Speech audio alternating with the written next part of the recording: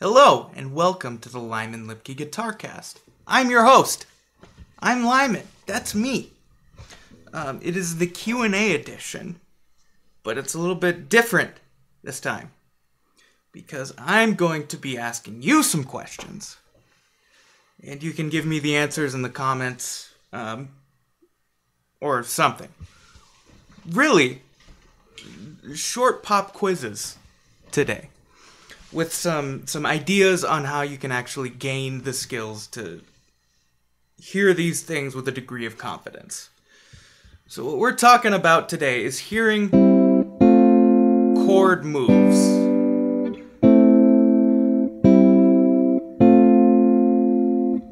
Like, can you name me that progression? Or the chords that I just played? That's not one of the questions. Like, it'll be a little bit shorter. And I was just playing random chords there.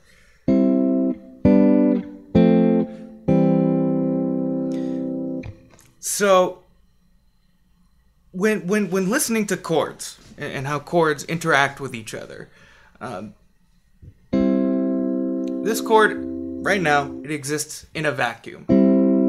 It could go many places. It also may have come from many places. However, we get a little bit more information once we hear the next chord. Okay. So, that's a distinct move. And I won't explain these things right at this second, but this is what we're talking about. What is this move? And I would say there's insufficient information. But there are two possibilities. Two main possibilities. 1, 2 in the key of C. So this could be a 1 chord, this could be a 2 chord. This could also be 5 and 6 in the key of F.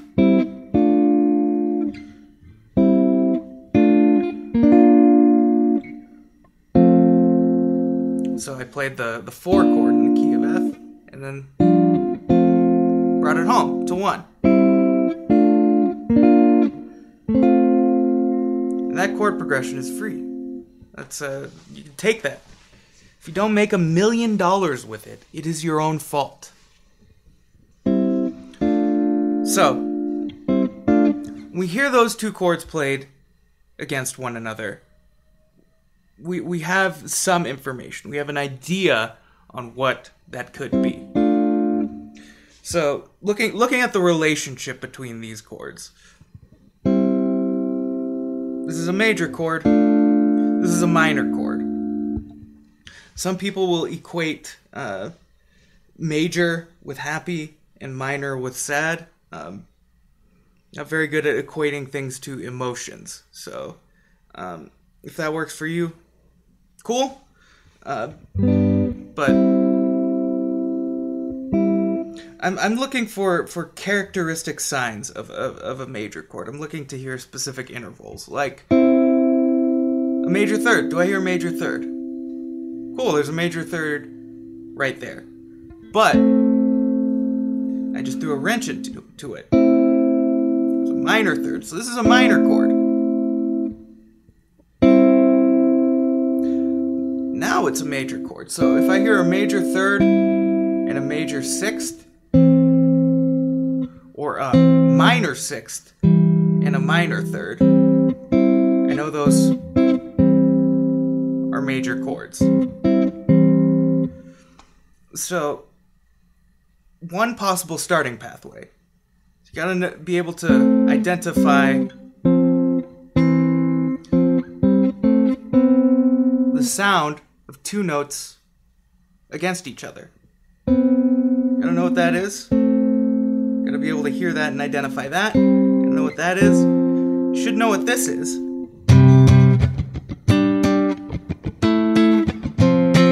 It's a power chord. The name for the power chord is a perfect fifth. But that's only a 2-note power chord. Sometimes you have 3-note power chords, which contain perfect fifth, perfect fourth, and perfect octave. All of that exists within a power chord. And sometimes you got power chords that just start with that are just a perfect fourth. A prime example of that would be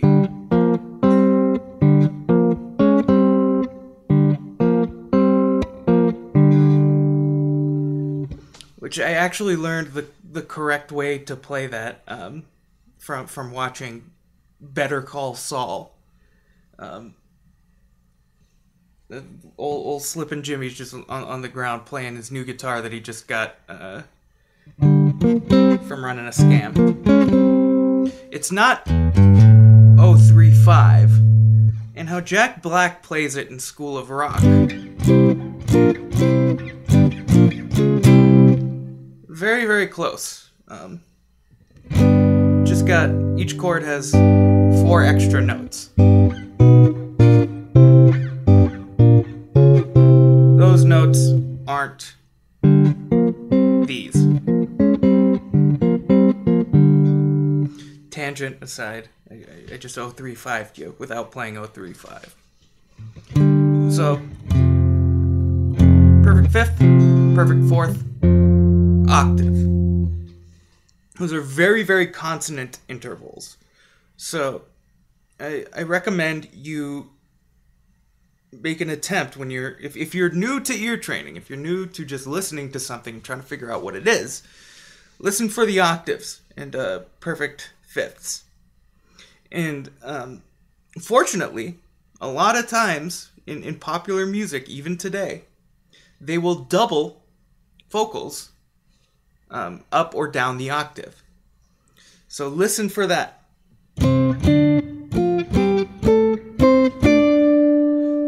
And octaves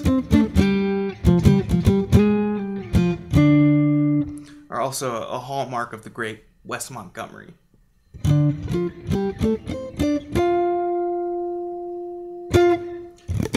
So, being able to hear what an interval is and name it is important. And, I mean, at the beginning, you don't exactly need to know what the correct name is. Like, minor, second, half step. If you are able to identify this sound and you call it a Fleebleflorp, cool.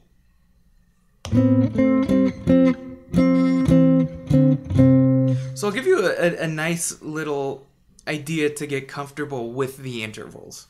We've got C major, the C major scale. I like playing it right here because I have a complete octave in both directions, and I need that. So this is a second, third, fourth, fifth, sixth, seventh octave. And I think I broke this down in a previous episode, but this is a good refresher. So, that interval, it's the distance between letters, or scale degrees. First degree, second degree. 1 minus, actually there's no minus involved. 1 to 2 is 2. 1 to 3 is 3, that's a third. Fourth, fifth, sixth, seventh octave. If we're starting on the tonic, which is the classical way to say the root of the scale, we're starting on the tonic in a major key, all the intervals ascending are either major or perfect. So 2, 3, 6, 7 can be major or minor. Those are the normal parameters. 4, 5, octave are perfect. The perfect is the normal parameter.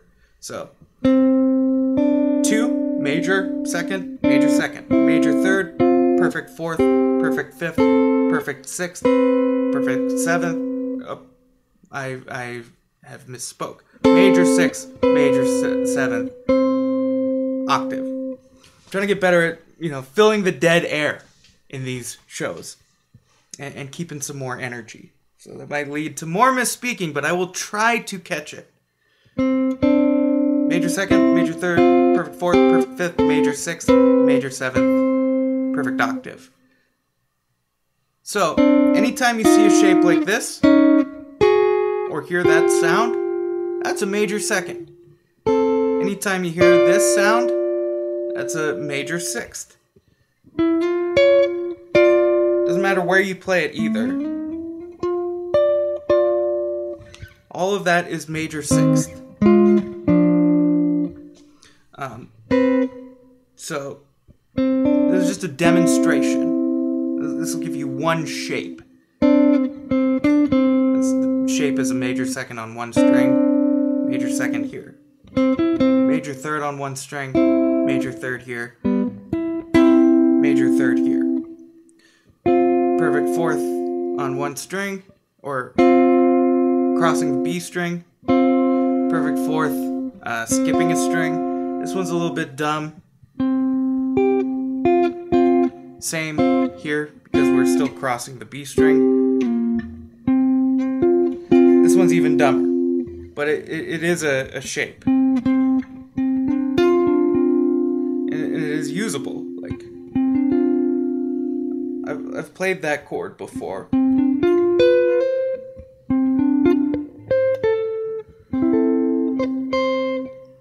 So, these are things to explore on your own. And when we descend, 2, 3, 6, 7 can still be major or minor, and fourth and fifth is perfect. But descending away from the tonic, all the intervals are minor. Minor second, minor third, perfect fourth, perfect fifth, minor sixth, minor seventh, octave. So being able to hear and identify those sounds is helpful along the journey, because now we're going to get into the chords, like how chords are built. I can do some tricky things with the chords that can confuse a lot of folks if they don't have the required knowledge. So usually in most popular music, like, the harmony is triadic, meaning 3-note chords, 3 different letters. So, and they're usually diatonic triads, which is a fancy way of saying skip every other note in the scale till you have 3 notes. Or skip every other letter till you have 3 letters. So, CEG, DFA, EGB, FAC, GBD, ACE, BDF.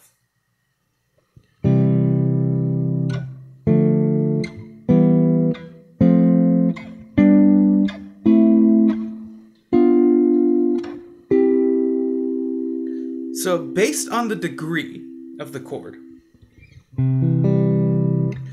which degree in the scale we build we spell our skip every other letter spelling, will determine if it's major or minor, or in the major scale, you also have a diminished chord available. Degrees 1, 4, and 5 will be major. So,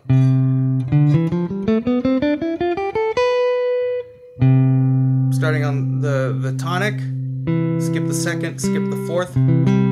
That's a major chord.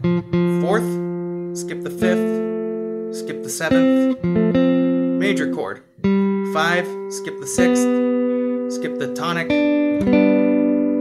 major chord. Degrees 2, 3, and 6 are minor.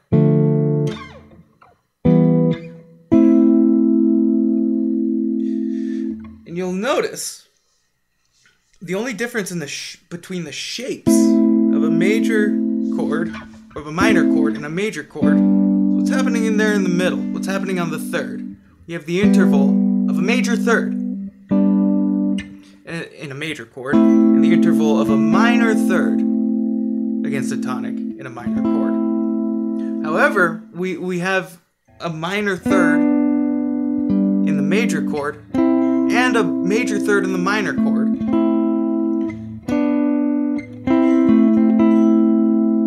We also also got perfect fifths in both of them.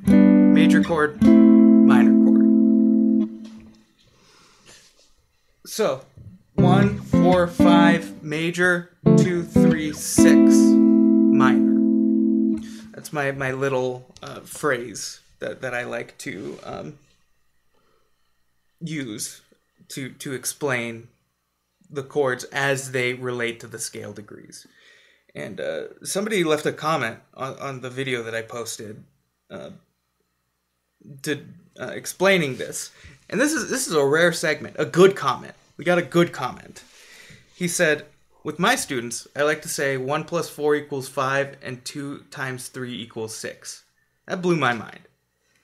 So, 1, 4, 5, 2, 3, 6. Those are the triads in the major scale. And now I'll play them again in sequence. So we call this the chord built off of the tonic. We call it the 1 chord. 2 chord, 3 chord, 4 chord, 5 chord, 6 chord, 7 chord, back to the 1 chord or the tonic chord. You'll notice I didn't address the 7th, and that shape is different than the other two. This is a diminished triad.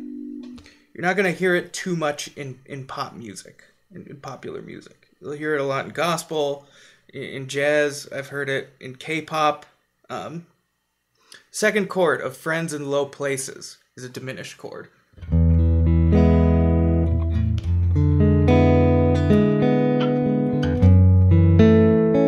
Or is a...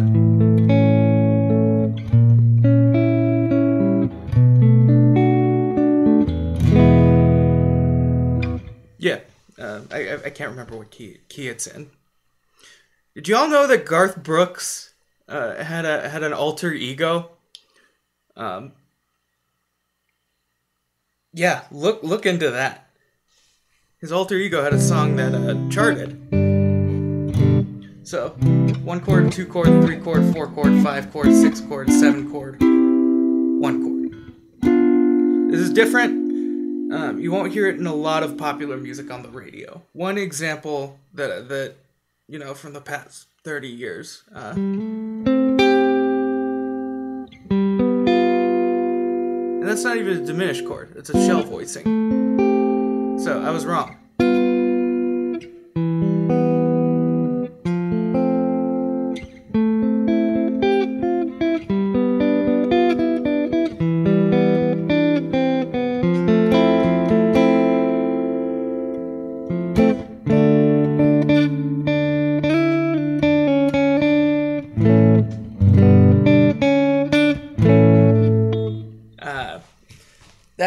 Who can name that song?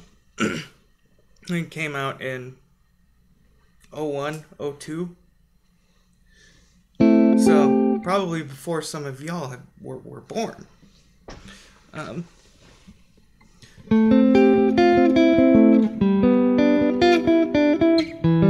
that song has a cool move in there, because 6 chord, 5 chord, functionally, 3 chord, 4 chord, and then it modulates when it gets to the chorus.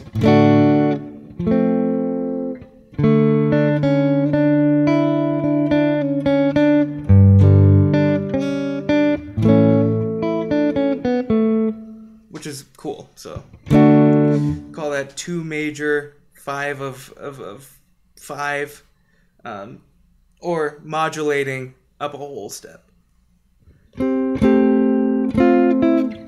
At least I think that's what happens. You know, I'm getting older. As you get older, your memory deteriorates, and the human memory is also notoriously bad. You cannot rely on the human memory, especially if you have ADHD like I do. I have to write everything down that is important that I need to remember. Thankfully, I have a little, supercomputer that lives in my pocket, which is real handy. So we've got our 6 or 7 chords. We won't concentrate on the diminished chord, and we'll actually stay in this key. So, first test. We're going to play 3 tests in varying degrees of difficulty. This is our tonic chord. I'm playing it a little bit different as to sort of unseason your ear. But, so what is this progression that I'm playing?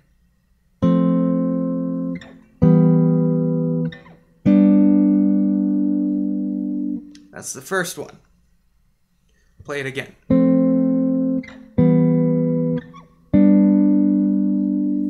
And if you need the tonic chord, you can rewind. So what I want is the degree the chord is built off of. You can throw in major or minor if you want. Write it in Roman numerals. I will accept, the number keys. So like 1, 2, 3. Then you can write M-A-J or M-I-N. So that's the first one. Next one.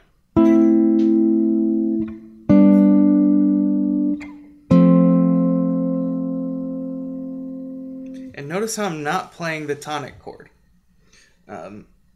So some of these progressions might be ambiguous. It could possibly be from another key. However, it's not, because you have the information. I've given you that information, what the tonic chord is. So you have your bearings. Third,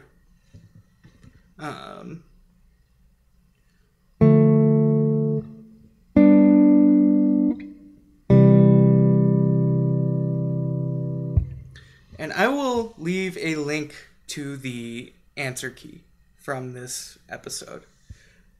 And the chords are going to get more difficult as we progress through the explanations. So, I already forgot what I did, but I'll look back at the footage, because I'm improvising. I thought about, thinking about what I was going to do or say before the episode. Not my style. Plus, there's any of, 6 chords that I could choose from in any order. And if you're hurting for a chord progression, here is a powerful tool. For the audio onlys, this is a 6-sided die. You can roll it 4 times. That will give you, if you get any repeats, you can roll again. That will give you 4 random numbers between 1 and 6, which are major and minor chords in any given major key, happen to be between 1 and 6. So you can generate random 4-chord progressions with this little tool. How cool. And you can gamble on the side. So we've gone over triad sound, construction, and quality. We also have what's called an inversion. So this, our tonic chord, C major, has a root, a third, and a fifth. 1, 3, 5 of the scale. This is still has a root, third, fifth, 2, 4, 6. So the lowest number, make that 1, and then subtract whatever you subtracted that from that. You can subtract that from all the others. You will get 1, 3, 5. Or plus 1, plus 2, plus 3, plus 4, plus 5, plus 6. Plus 7 gives you 8, but 8 equals 1, because this is music.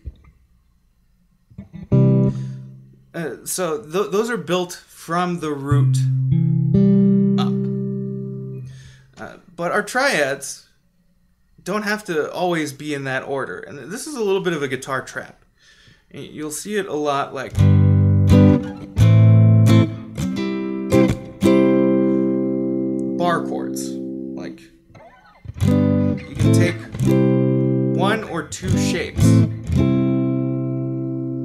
give you all the notes that you need for the chord. This is our 5 chord. It's our root, 5th, root, 3rd, 5th, root. Same formula for here for our 6 chord. Root, 5th, root, 3rd, 5th, root. Root, 5th, 3rd, 5th.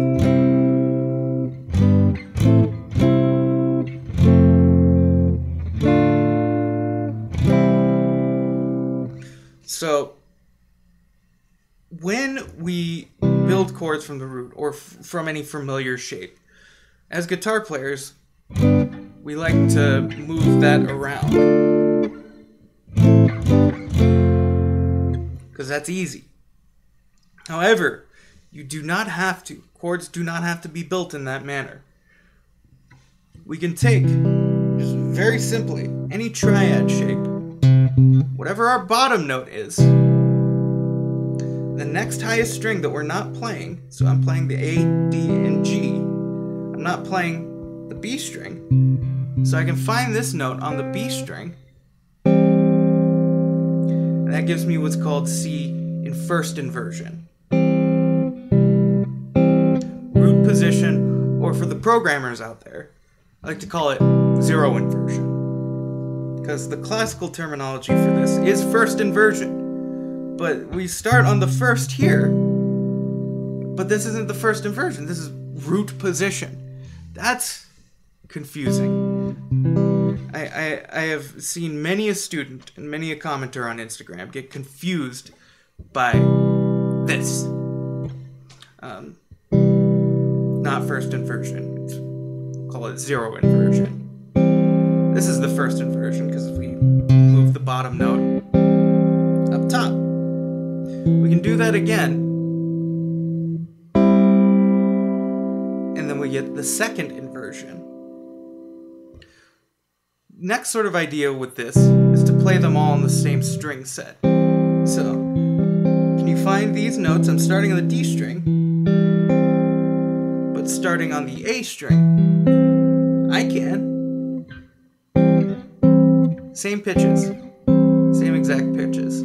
We can repeat the process. So, root position, first inversion, move this to the B string, second inversion, move this to the E string. Is this third inversion? No. Let's take the letters. C, E, G, C, E, G. Letters are in the same order. This is also a root position, or 0 inversion. Just up an octave, up an entire octave.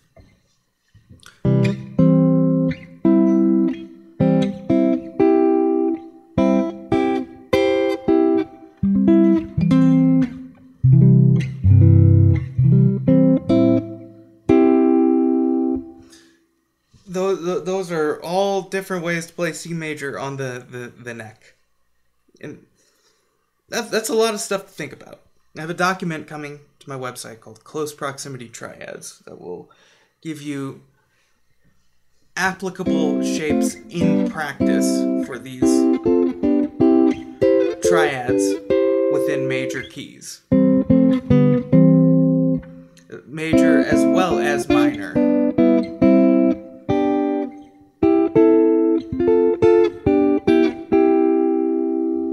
That's a huge exercise right there. Very, very useful. 1, 4, 5, 1. 1, 4, 5, 1. 1, 4, 5, 1. 1 chord, 4 chord, 5 chord, 1 chord. 1, 6, 4, 2, 5, 3, 1. 1, 6, 4, 2, 5, 3, 1. So, and each of those are broken down by measure. So that's one measure. Plus 1 beat, because I wrote it out as quarter note triplets, I think. This is one measure.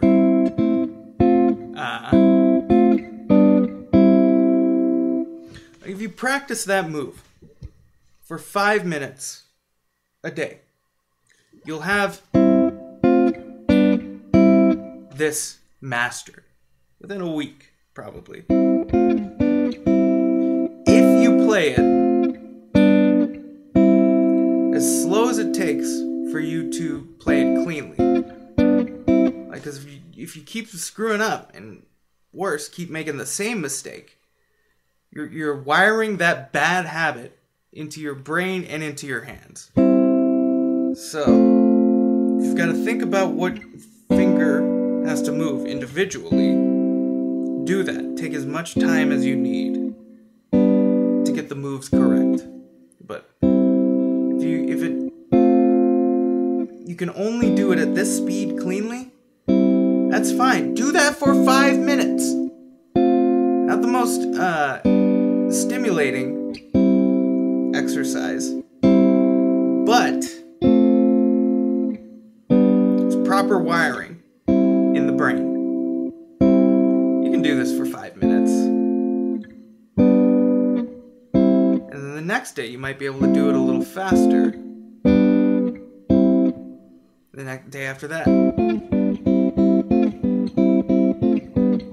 But if you can't do that after 3 days, like, don't worry about it. Just whatever speed it takes you to get it under your fingers.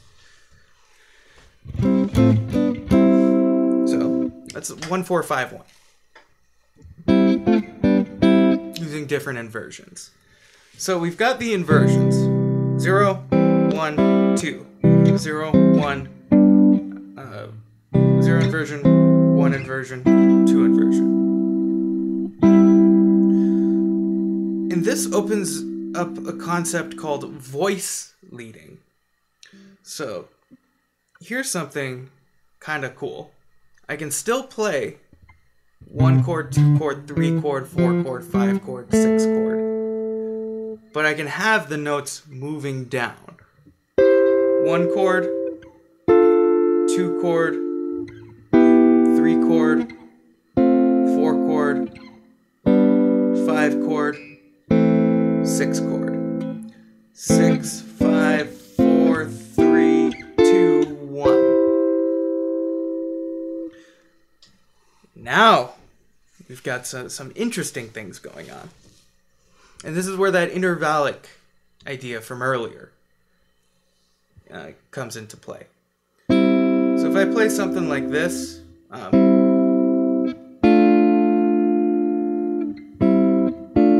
that's a second inversion chord moving to a second inversion chord. C major moving to D minor. So that it's diatonically parallel. Everything is moving up 1 scale degree. I can play that same progression like this. And this is where I see in the progression videos that I post on Instagram and TikTok, people get a little bit confused.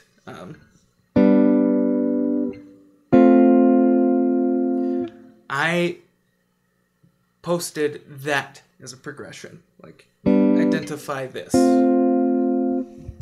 And I got all sorts of different answers. And answers that I was able to understand, like how they came to that conclusion. A couple that were just way out of left field, like I don't understand that. Check again. But here's the tonic chord. So progression against the tonic chord. It's moving down. So one thing that I like to listen to is the top note. Top note moved up a half step. If I can hear that this is a second inversion major chord, no, the third is on top. So this note becomes the fourth. And via process of elimination, only 2 of our 6 chords, major and minor, contain the 4th scale degree. It is the 3rd of the 2 chord and the root of the 4 chord, obviously. It's also the 5th of the 7th chord, but again, we're not using the 7th chord. So I had some people say that this was a 2-5 progression.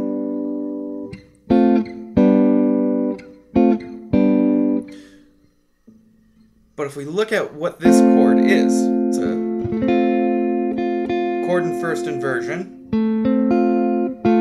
Got that minor sixth interval there. But it still sounds like a major chord. So when I hear that, I hear first inversion. So first inversion, the top note's going to be the root. Third on top, fourth scale degree root on top. That means 4 chord. 4. And get very used to this sound, because that is 2 very common chord progressions. This move is 5-1. It's 5-1 motion. Also, if we were in the key of D, no, G, it would be 1, 4.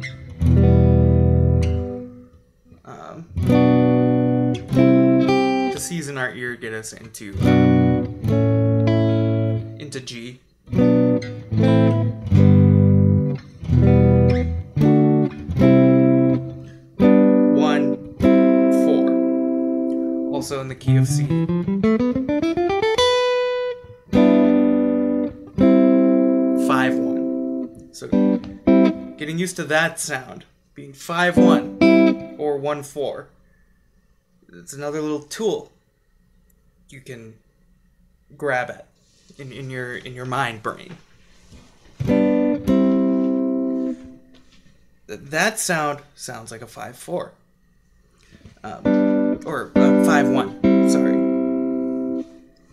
One thing that was very helpful for me in my development, and I'm struggling with teaching this concept because I've spent a lot of time, looking back at what was difficult for me on the guitar and finding the simplest way to break that thing down. Hearing something and then finding it on the instrument, I brute forced that. I brute forced it. Meaning, I turned the TV on, whatever music was happening, I grabbed my guitar and tried to get close. And every so often, I would get lucky and hit a correct note. I was able to match pitch, like 2 notes at the same time. So being able to match pitch, like just from one tone, is incredibly important, and that's kind of the litmus test. Like, I hesitate to say it's going to be difficult to have a future in music without that. But if you don't have that, you have to take other pathways. Like, you got to become a real good reader. You should be able to hear the difference between this and this. They're not the same. This and this. So as I learned more and more, I started to, when I would get guesses wrong, I was able to hear the distance, the interval that I was playing. I was used to hearing, minor seconds, minor thirds, tritones. And from hearing my mistake, I was able to calculate what the correct note should be. Tangent aside, one thing that was very helpful and isn't so such a brute force method is trying to find songs with similar chord progressions or similar melodies. If you hear something that sounds like something else, wouldn't be a bad idea to check. See how correct you are or how far off you were. You can do this on something like Ultimate Guitar. You can look up a chord sheet for, With or Without You by U2.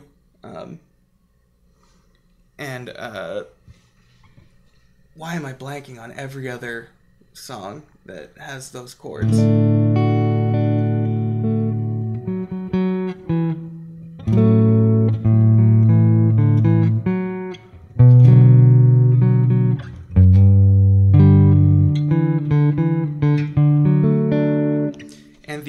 first chord, 4 chords of basket case.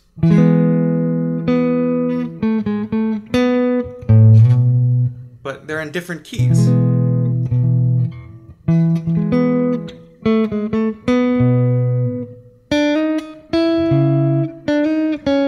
That's actually just the first 3 chords, because then it goes into more of the Taco Bell's canon. But first 3 chords, very similar. And you can transpose on Ultimate Guitar. Like, you see a chord, think it should be the same distance, the same movement, the same function. Transpose it until you get the first 2 chords that are matching. That is one way you can check. However, something to be wary of. Ultimate Guitar, it can have errors. So, but if it does have an error, and you got the correct answer, that the 2 songs share a similar chord progression, the same chord progression, it probably means like that whoever made the chord chart or the tab, like, just heard something that is possibly similar to the chord. So going back to that progression, I posted this one. I got 5 and 2. 5 chord, 2 chord. This is not the 2 chord, this is the 4 chord. However, the only difference between the 4 chord and the 2 chord is this becomes this. So they share 2 notes. And they happen to be what I call relatives. And relative is usually used like in terms of like a key. So like the relative key to F major is D minor. But it'll work for chords too. Relative chord to F major is D minor. So I forgive anybody for thinking that this is 5, 2. Especially because this exists within our D minor 7 chord. Which means a minor 7 chord, or 2 chord, using diatonic 7th chords, which are triads, with the 7th note added. So skip every other note till you have 4 notes. If we add the second scale degree below the 4 chord, we get our 2 minor 7.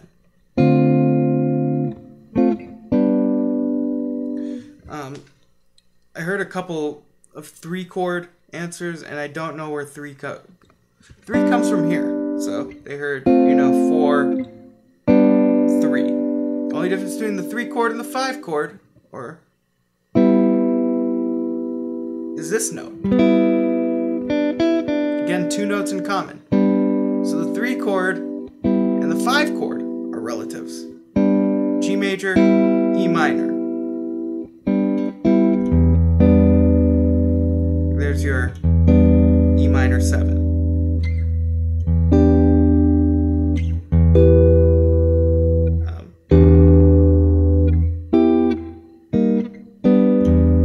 So if I take that set of inversions, 0, first, second, put E underneath all of them, these are all E minor 7.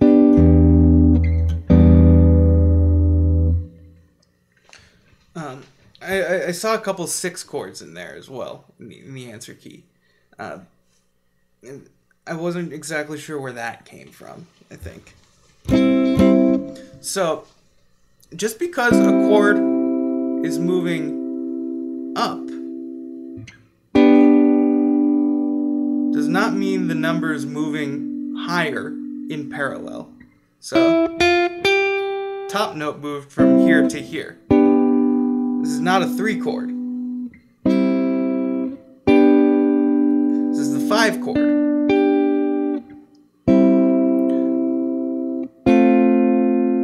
Also, not the 2 chord. This is the 4 chord.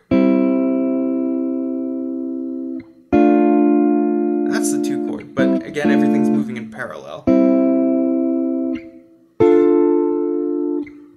1 to 2.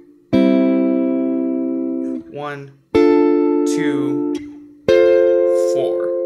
Or maybe that's a 1, 2, 4, 3. So the top note was moving all cattywampus. 1, 2, 4, 3, 6.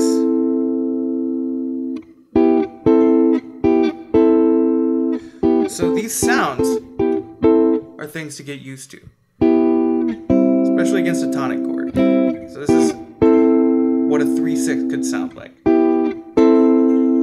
These chords also exist in the key of G major.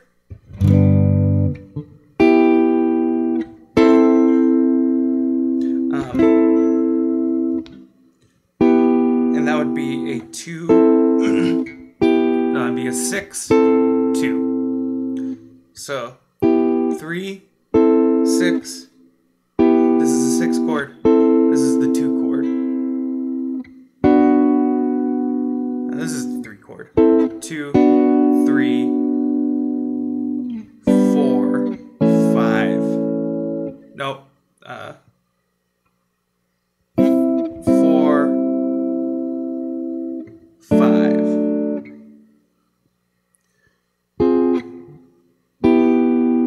6, 2, 3, 4, 5, 1, or 6.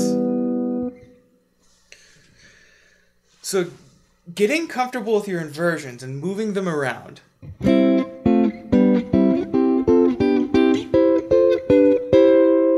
gonna help you with your ear training. So, test number 2. I'm going to be playing around with the inversions. Again, that's still our tonic chord. And I'll do 3 chord progressions. So, let's start here.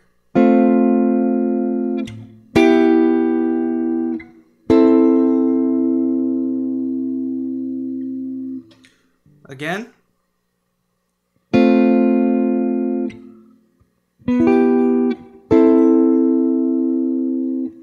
Test number 2.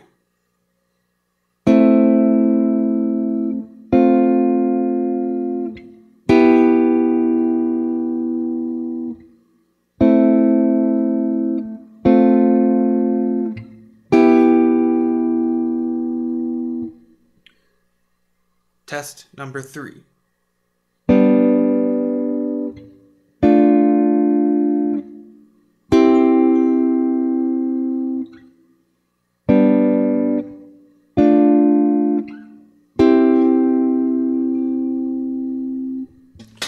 And the goal with all this is to be able to hear that and know what it is. Like call out the chord numbers.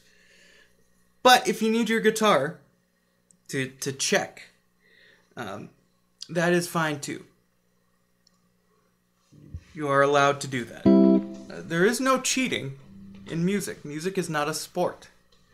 You call what Milli Vanilli did cheating. But, I mean, Milli Vanilli probably put on a good show, even if they weren't really singing. So that was from our 6 chords in the key of C, utilizing inversions.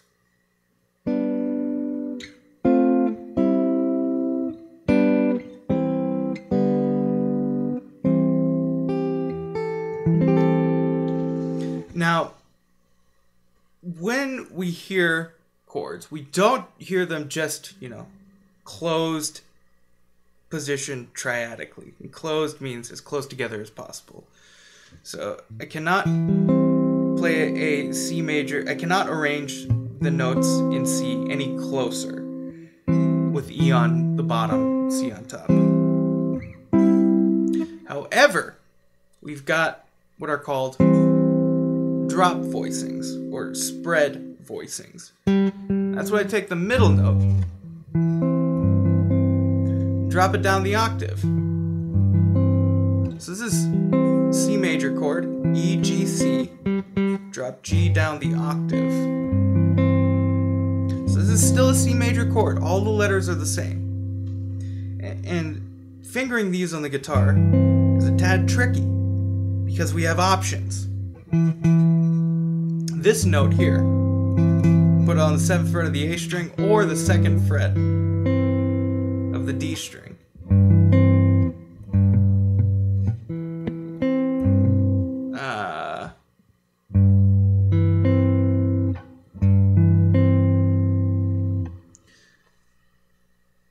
And the idea is also to be able to do something like the close proximity triads, but I like to keep like with like. So if I'm playing 6, 4, 3 string set, I want to keep all of the notes on 6, 4, and 3.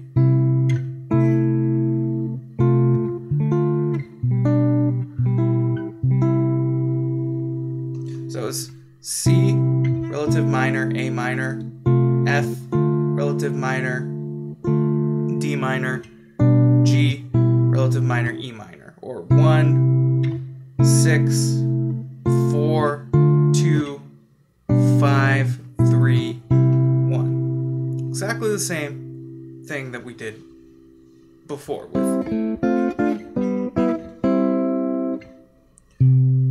And so we have that fingering, the 6, 4, 3. We also have 6, 5, 3.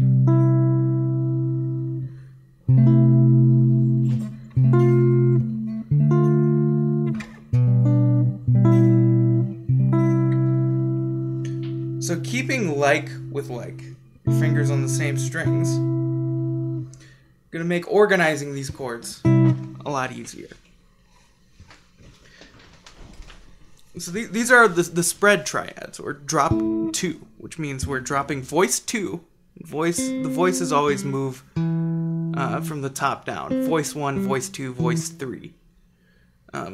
There's no correlation to the scale degree. So when I'm explaining this a lot of times, I'll play this. This is voice 2. And the student will think, okay, the 5th is always voice 2. No, it has to do with the ordering and the ordering, the stacking. So this is voice 2 for a first inversion closed position triad. Drop that down the octave. This is second inversion closed triad. This is now voice 2, the root.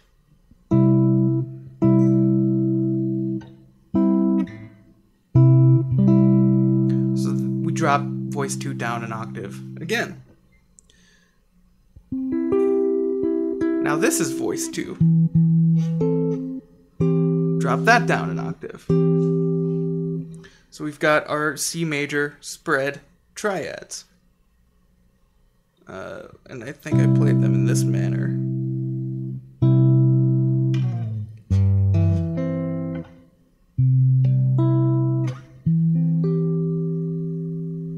We've got multiple fingerings for those. Now, another wrench to be thrown into the proverbial gears. This is a C major chord because it contains C, E, and G. We can contain duplicates of any of those notes. Still got that C major spread triad in here, but now we have what actually amounts to a C power chord. So C major plus C, G, C. Those are equal to notes in C major. So there we go. All of our open chords, like this is the third of C, this is E, C root, E third, G fifth, C root, E third. I have a distaste for hearing C major with that there. Respect your bass player. Mute that note. And how I'm muting it is I'm just using this part of my third finger. Just letting it hang over a little bit and touch the string.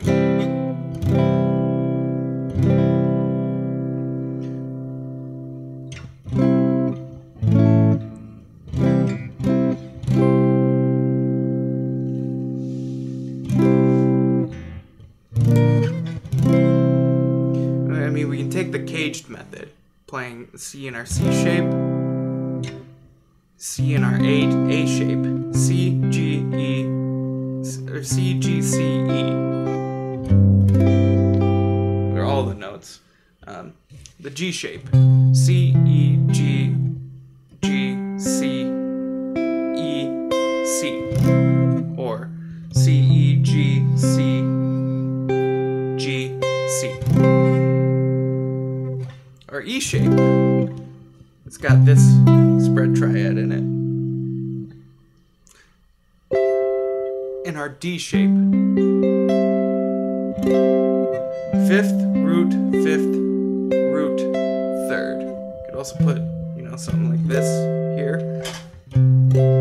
All those are C chords, because they only contain C, E, and G. So being able to hear chords moving in triads in parallel,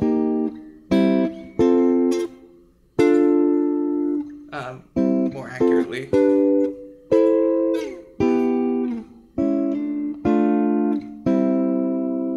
as well as moving in inversion,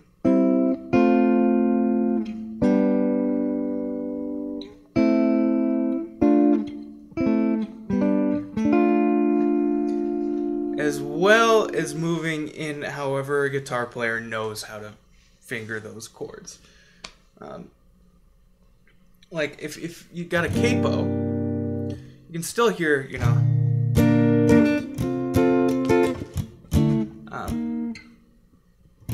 that's could be 1, 5, 1, 4.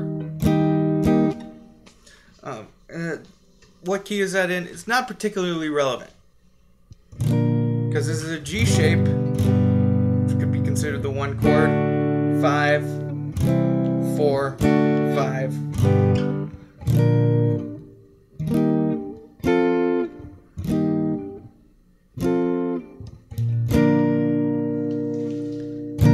So with that, let's do our final test. I'm just going to play chords in the key of C, however which way I feel like. It will start with some open chords. So, first test.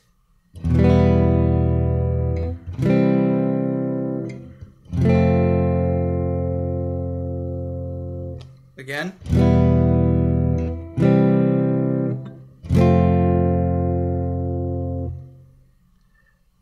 Next test.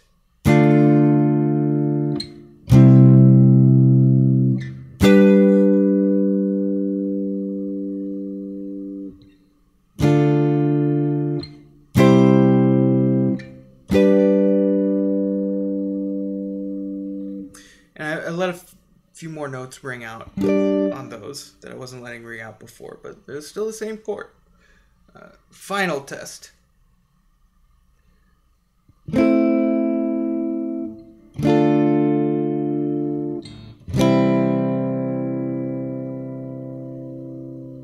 Once more. I think I already forgot what I played.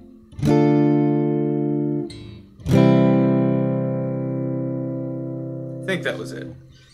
I'll read the comments and get your answers. You get one of them right. Like, cool. So, to recap, being able to match pitch, important. Being able to hear intervals, important. Being able to distinguish major and minor. Important. Being able to hear 5/1 motion. Important. Being able to distinguish that the degrees that I'm starting the chord on, 1, 2, 3, does not correlate to the harmonic or melodic contour. So everything is descending, but the numbers are moving up sequentially. 1, 2, 3. 6, 5, 4. That's important, because that can trip a lot of people up. Find songs that sound like other songs, and then test yourself. Like, check your work. I think that's a step that's missed a lot of times. See somebody say, so-and-so sounds like so-and-so, when they're close, but they're not exactly the same. And usually, like, okay, we'll talk about negative comments. Somebody says something like that on one of my videos, I will kindly explain the difference. You know, actually, that wasn't a 5 chord, that was a 3 chord. And they will say, you know, it's very rarely, oh, I was wrong. I understand. Now, it's, I have ears. I can hear the difference. Well, everybody has ears. Most people have ears. I've been training mine for the last 23 years. I trust my ears. But I don't blindly trust them. If I'm wrong, like, I'm happy to be, you know, set straight by somebody that I respect. Like, usually a boss. If a boss, band leader, says, hey, you're playing that chord wrong, really, it doesn't matter if I was playing it right. I would play it how he tells me, because he signs my paycheck. Some dude said, no, you should take everybody's advice into account. Like, I don't know who's who on the internet.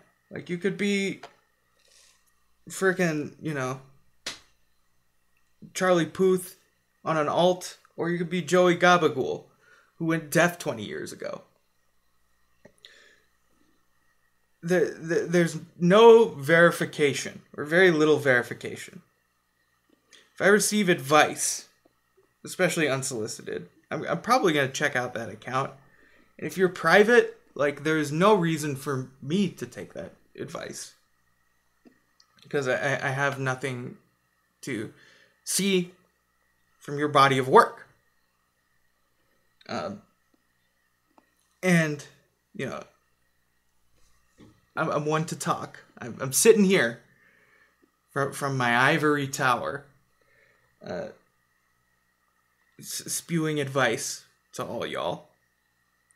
But a good chunk of my body of work is available for you to listen to.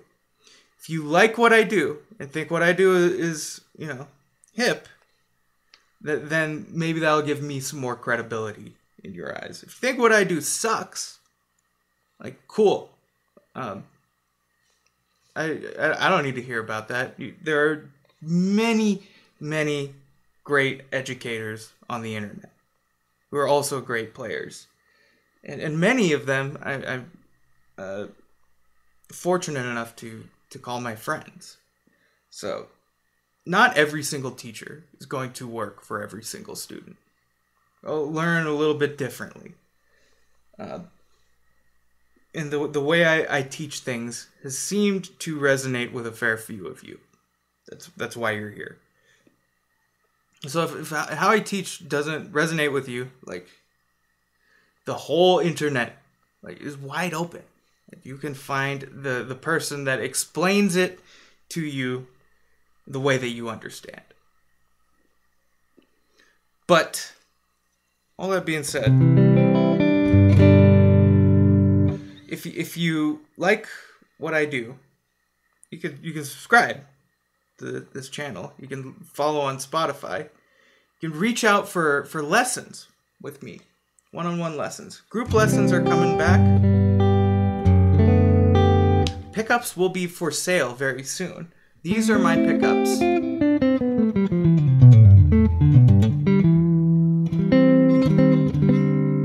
I wound these. And I wound 9 other sets of similarly voiced pickups that are for sale.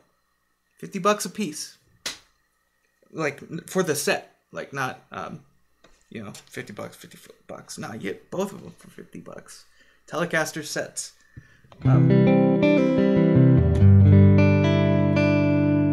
Just listen. Open your ears. And try to identify what you hear. And check your work. Google is your friend. I learned so much from being able to properly Google things. It seems to be becoming a lost art. All that being said, I